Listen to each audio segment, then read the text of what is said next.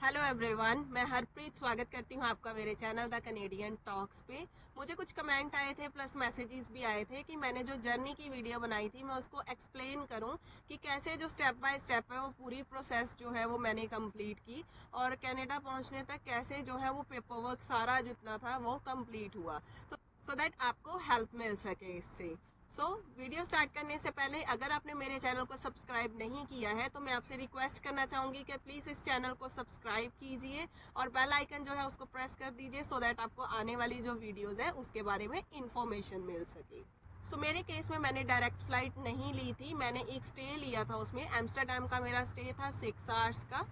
तो मैंने जो था मैंने दिल्ली से फ़्लाइट ली थी।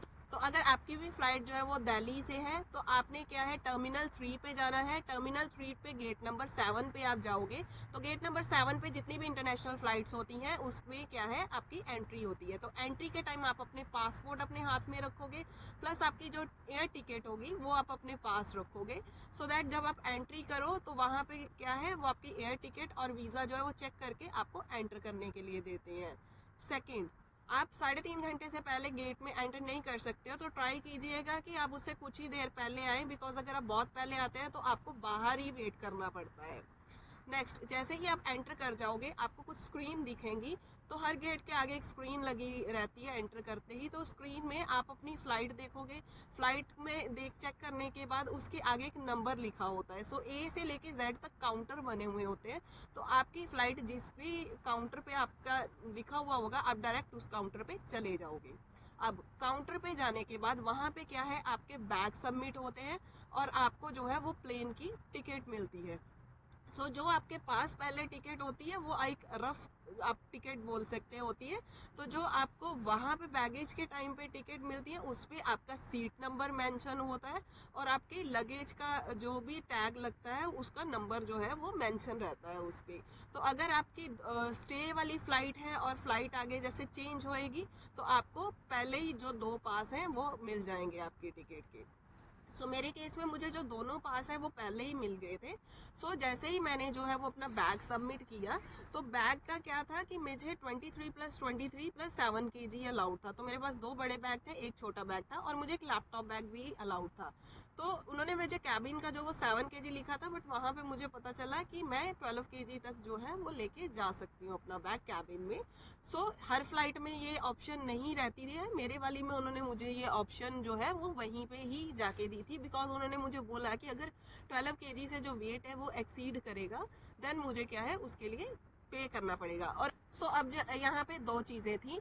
यहाँ पे 3 काउंटर बने हुए थे जिसमें एक चेक इन वाला काउंटर था और 2 जो थे वो नॉर्मल वाले जो काउंटर थे। तो चेक इन का क्या है, जब भी आपकी फ़्लाइट आपने बुक की होती है 2-3 दिन पहले जिस भी एजेंट से आप फ़्लाइट बुक करोगे तो आपने क्या है उससे चेक इन करवा लेना। चेक इन में क्या रहता है आपकी डिटेल्स पहले ही फिल हो जाती हैं और आप डायरेक्टली अपना जो बैग होता है उसको सबमिट कर देते हैं। बैग सबमिट करने का अभी कैसे रहता है, वो जो लाइन होती है वो इतनी लंबी नहीं होती है जितनी नॉर्मल काउंटर की होती है, क्योंकि जब मैंने भी मुझे इसके बारे में नहीं पता था और जब मैं गई तो वहाँ पे 100 से भी ऊपर जो थे वो पर्सन थे जो लाइन बनी हुई थी, तो मुझे एटलीस्ट 1 आवर लग गया। तो आप अपना वो जो टाइम है वो सेव कर सकते हो। तो आप पहले ही अपना चेक इन का जो प्रोसेस है वो पहले ही कंप्लीट कर लीजिएगा एंड देन जो है आप अपने जो बैग्स हैं उनको ईजिली सबमिट कीजिएगा। मेरे केस में अभी मैंने जब बैग अपने जो है वो सबमिट किया, बैग सबमिट करने के बाद आपने क्या है इमिग्रेशन का एक गेट बना हुआ होगा उसके आप अंदर जो है वो एंटर कर जाओगे। वहाँ पे क्या है आप इमिग्रेशन प्रोसेस अपनी जो है वो क्लियर करवाओगे। वहाँ पे क्या है बहुत सारी लाइंस बनी हुई होंगी, बहुत सारे काउंटर्स होंगे, तो आप किसी भी एक काउंटर में लग जाइएगा। वहाँ पे यूएसए, कनाडा, यूके जितनी भी इंटरनेशनल फ्लाइट्स हैं सारे पर्सन जो है वहीं पे लाइन में लगे हुए होंगे, तो आपने भी वहीं पे लग जाना है। वहाँ पे अभी क्या होगा आपका जो पेपर्स होंगे वो चेक होंगे। तो पेपर्स में मेरे से उन्होंने इमिग्रेशन लेटर मेरी देखी थी। इमिग्रेशन लेटर के बाद उन्होंने मेरा लेटर ऑफ एक्सेप्टेंस जो है वो चेक किया था जो मुझे कॉलेज की तरफ से आया था। अब उन्होंने मुझे जो क्वेश्चन उन्होंने मेरे से सबसे पहले क्वेश्चन पूछा है कि आप कौन सा कोर्स कर रहे हो, तो मैंने उनको बता दिया। नेक्स्ट उन्होंने पूछा मुझे कि ये कोर्स इंडिया में नहीं है, देन मैंने उनको बता दिया कि जिस कोर्स के लिए मैं जा रही हूँ वो कोर्स इंडिया में अवेलेबल नहीं है। नेक्स्ट उन्होंने मेरे से ये क्वेश्चन पूछा कि मैंने कनाडा ही क्यों चूज़ किया, मैंने अदर कंट्री क्यों चूज़ नहीं की। मैंने उसमें आंसर दे दिया कि मेरे वहाँ पे जो है वो नोन है, मेरे रिलेटिव रहते हैं, तो मेरे को उस कंट्री में एडजस्ट करने में कोई प्रॉब्लम नहीं आएगी। दैट्स वाई मैंने इसको चूज़ किया और उन्होंने मुझे जो है आगे सिक्योरिटी प्रोसेस में भेज दिया। सो वहाँ पे मेरी जितनी भी इलेक्ट्रॉनिक्स आइटम थी, इलेक्ट्रॉनिक्स आइटम आपको जो होती है वो एक बकेट में निकाल के अपनी रखनी पड़ती है। उसमें आपकी वॉच भी आती है, आपका फ़ोन्स आते हैं, प्लस आपका अगर पावर बैंक है और वायर्स भी, चाहे चार्जर है, लैपटॉप के चार्जर है, वो सारे आपको निकाल के एक जगह रखने पड़ते हैं। और जो बैग में अगर कपड़े हैं या कुछ भी, वो आप बैग में ही रहने दे सकते हो। तो कोशिश कीजिएगा कि जितनी भी ऐसी आइटम्स होंगी वो आप याद रखें कि आपने कहाँ कहाँ रखी हुई है, सो दैट आपको जो है वो बैग पूरा खोल के उनको नहीं दिखाना पड़े। सो वो आप जो है वहाँ पे निकाल के साइड पे रख दीजिएगा। तो वो क्या है, मशीन के अंदर से स्कैन हो जाती है और लेडीज़ और जेंट्स की अलग लाइन बनी होती है। तो वहाँ पे क्या है, वो पॉकेट्स वगैरह चेक करते हैं कि कोई भी चीज़ जो है वो आपकी पॉकेट में ऐसी ना हो जो हार्मफुल हो। तो सिक्योरिटी क्लियरेंस के बाद आप डायरेक्ट जो है वो अपनी फ़्लाइट के लिए, आपका जो भी आपका टिकट मिली होती है वहाँ पे लिखा होता है कि आपने किस गेट पे जाना है आगे। तो आप डायरेक्ट जो है वो ड्यूटी फ्री से होते हुए उस गेट पे चले जाते हैं। और गेट पे जाने के बाद आपकी जो है वो बोर्डिंग जो होती है वो हाफ आवर पहले, फ़्लाइट के जाने से हाफ आवर पहले स्टार्ट हो जाती है। आप क्या है, अपनी फ़्लाइट में जो भी आपकी सीट रहती है आप वहाँ पे बैठ जाते हो और जो भी आपका फ़्लाइट का टाइम रहता है उस पर आपकी जो फ़्लाइट होती है वो जाती है।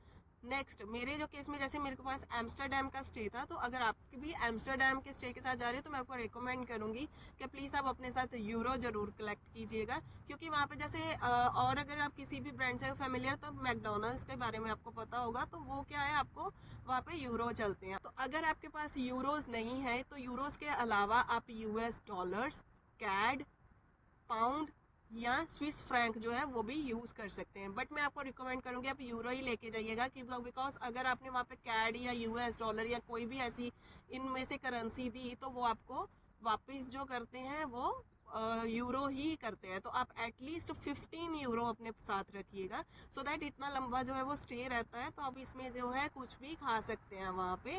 बिकॉज जो फ़्लाइट होती है, फ़्लाइट में क्या रहता है कि जब भी फ़्लाइट लैंड होने वाली होती है तो आपको 1.5 घंटे पहले उसमें अंदर खाना मिलता है और फ्लाइट में बैठने के भी 1.5 घंटे बाद आपको खाना मिलता है। तो बहुत लंबा गैप हो जाता है, आपको भूख लगी जाती है वहाँ पे।